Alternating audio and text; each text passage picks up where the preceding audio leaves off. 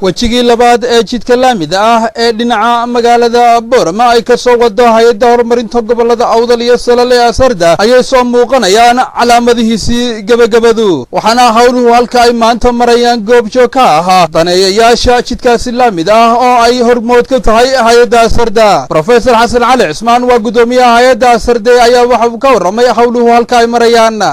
waxaan imika taaganahay kiiloomitirkii koowaad oo aan bilaabayna imika laami dhigistii ama daamur dhigistii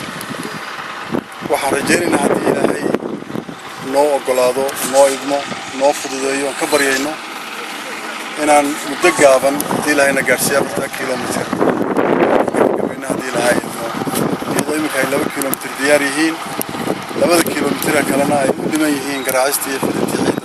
laakiin ciidii iyo tilmaantii wax dhan wada yihiin injineerka wadadan gacanta ku haya Cabdilaahi Sheekh Cabdisalaan Sheekh Cali Jawhar ayaa isaguna tilmaamay tayada jidkan ay dhawaan gacanta ka qaadi doonaan qof baynu arkaya wanaagsan wadadii maanta sida ay tahay yani waa wada standard laamiga waliba waxbaynu aan leeyahay waa national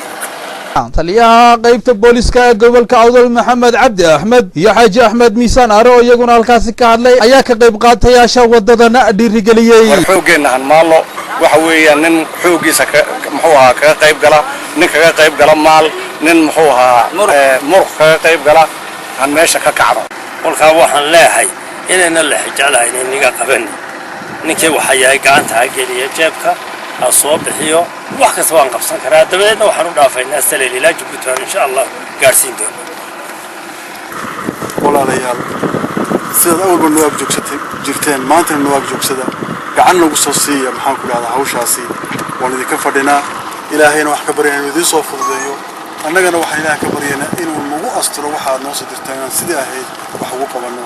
Suldaan Cabdiraxmaan ee Jaamac Dhawolo isaguna ugu dambeyntii halkaasi ka hadlay waxa uu ka warramay tallaabooyinka kuwan xiga ee dhinaca horumarka ah ee loo baahan yahay in bulshada loo jiheeyo taas markay dhamaato waxa weey lama joojinayo way waa badxiran yahay gobolka kale wadadka buuraan meel walba labada buurood u dhex degay buu taagan yahay in la isku fura la doonayo gobolada Awdal iyo Salal ee lugaya ku jirto in la isku fura la doonayo meel walba inaan wado wixii timirteena aan ka dhaadhicino ayaa la doonaya in badda biyo loo doontaa la doonaya in kalluun iyo umuur loo doontaa la doonaya cidda laga doonaya waa annaga iyo intii naga maqan weey waxaan ugu dardaaraynaa inuu diyaar garowdan si kasta xaaladdu ahaatee tan waa qaybtii labaad oo gabagaba waana jid dhererkiisu dhan yahay 4 kiiloomitir oo cusub oo ay gacanta ka qaaday hay'adda dhismaha wadooyinka gobolada Awdal iyo Salal ee Asarda Cabdalla Ali Yusuf on Cable TV magaalada Boorama